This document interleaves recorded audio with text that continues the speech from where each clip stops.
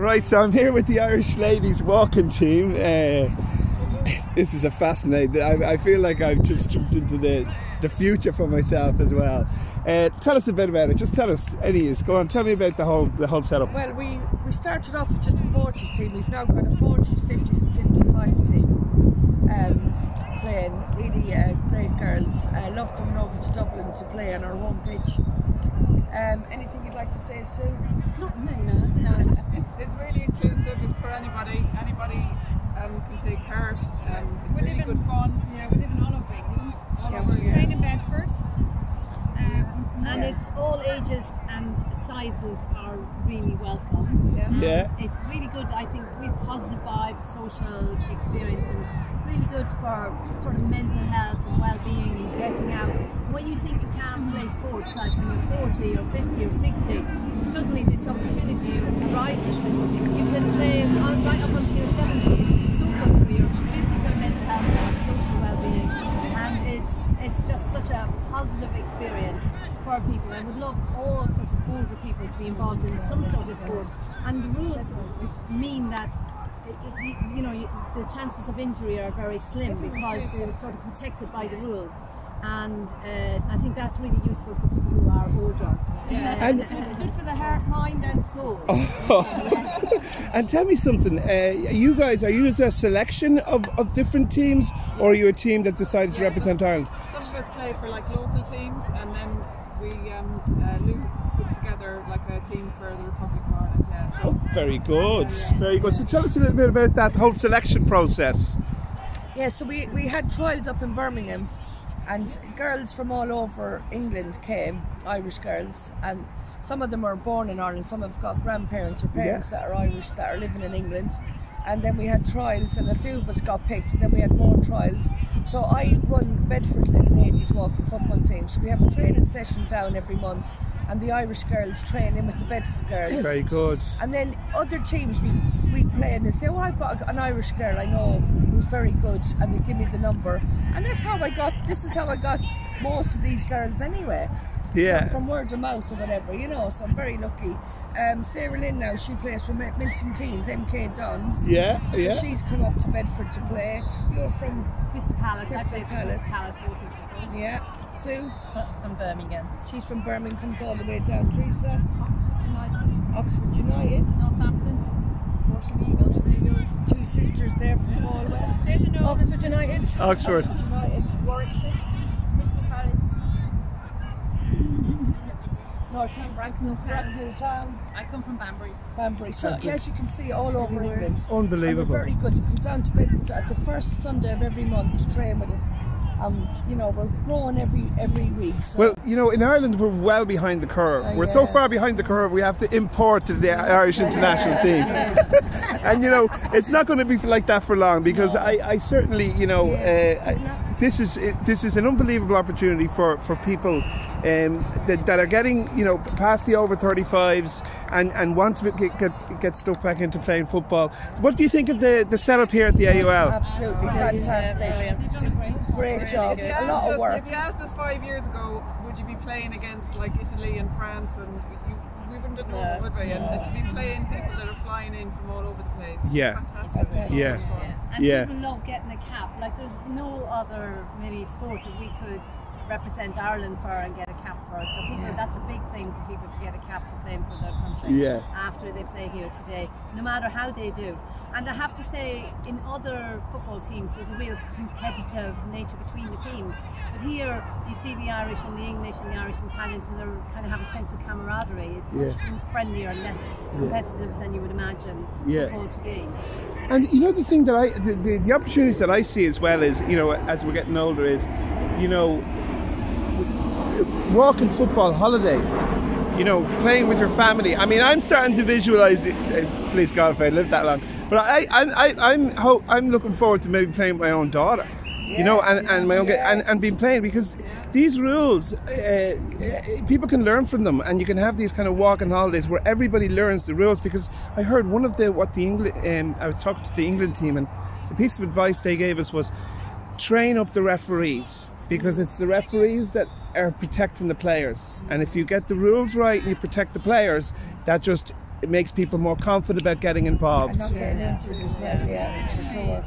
Devised to be all inclusive and not separated sex. Yeah. It was a game designed for everybody to play with everybody. Yeah, yeah. And not to be. It's arrived there now where the women play separately from men, but most of us who play for club teams will all be playing with men. Exactly. Well, this is the future. Yeah. This is the future where, you know, I spent a lot of time playing a 5-a-side, 6-a-side, 7-a-side game, and we were talking about in the future now, with so many women now coming into the game, the idea for them is, wow, I'm going to be able to do something that keeps me fit, keeps me in contact with my friends, and has that competitive element, you know, that dopamine rush you get when you score a goal. And there's in England now there's leagues and divisions, so there's regions within walking football. So there's Division 1, there's the Premier League, and all the major clubs like Arsenal have a team, Fulham have a team, Crystal Palace, Chelsea. They all have walking football teams as well. So all of us have the Irish jersey, but like you were pointing out earlier, all of the ladies here have jerseys for their own clubs as well. Does that make sense? Yeah, and so is it part of the FA over there? No, the FA have not taken it on yet. They said they've enough to deal with FA. Yeah, they've enough to deal with. Very interesting. But you know what I'm seeing very much? I'm seeing a really good commercial opportunity. Yeah. It's a very good commercial opportunity, isn't there? Because it would be nice if Ireland started to get the same resources as the likes of England have and Wales and things like that, where they have 2 or 3 coaches and that. So we're starting from the start, so it would be just nice if other people came on board and give us a hand to get where we need to be. Now, one final question before I wrap up here. In terms of how long you've all been playing football, do you mind me asking that question? Because there's a lot of, in Ireland now, there's a lot of women now coming into the game. And one of the things we've observed, even in the underage, is a lot of girls were coming in at under 13, under 14. You know, now they're coming in at academy level, at the 3 and 4 years of age, they're starting to play football. But I just wanted to ask you guys, you know, what kind of age did you start at, and how many years are you playing? Just give a sense of, you know. Well, for my generation, I'm 51, and when I was younger in Galway, you had the choice of doing Irish dancing, and I said, can I go and play football? So I started quite young, but then, you know, life takes over, and you weren't expected at that time to play football, so, you know, you get your job and you don't.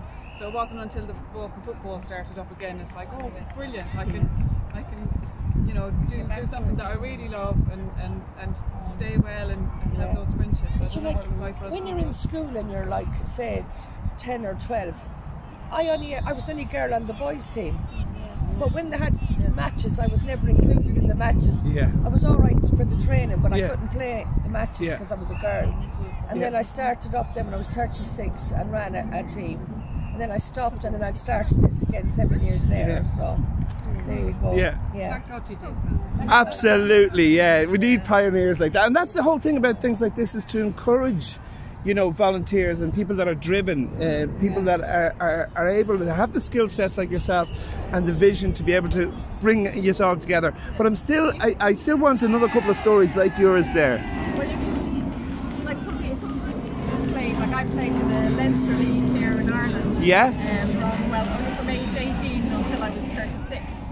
You know, and that was great. Premier A, Premier B, whatever, the Leinster League. But then I never put on a pair of football boots for 18 years. Oh my God. Until 2 years ago, and start playing this. I mean, it comes back. You're a little bit rusty at the start, and, for a while. You know, whereas it'd be nice now to have those people not have that gap when they finish playing football. Straight into to get in. So they, you know, you're not missing an opportunity there of, because a lot of women our age, if you have that gap, that's where you lose them. That's where you lose them. So now there's an opportunity to take us serious. Keep going. You know, I think the World Cup and the Euros, people are starting to take the women serious. So it's like I played on the streets of Belfast for like same thing. I'm 51 and you were last picked on the team, but we played, and the only time I've got playing now is playing for Milton Keynes, and this says walking football. Started me right up, and always loved the game. We never had the opportunity. I think most of us had older brothers as well. I started from the minute I could walk with 2 older brothers, and then played all through school. And then when you hit 11 and go into secondary school, then you can't play the games, but you can do the training. I'm 57, And then I joined the forces, and I had a good career of football in the forces. Came out of the forces, and then I had quite a gap, maybe 10 or 12 years gap before I started playing with these girls there. Well, this is where the real value is the lifelong companionship of football, and something that the next generations can certainly help. And what you guys are doing now in terms of getting this stuff, and we can put it on, that's going to convince people to say, here, listen, there's a pathway for me. And that's what the FAs want, this lifelong companionship of football, and keeping people in participations as high as possible. Now, very important, how's the tournament going? I think it's time to warm up for our next match. All right. All right. Okay. Oh, I'm sorry. I forgot to press record. We'll have to do that again.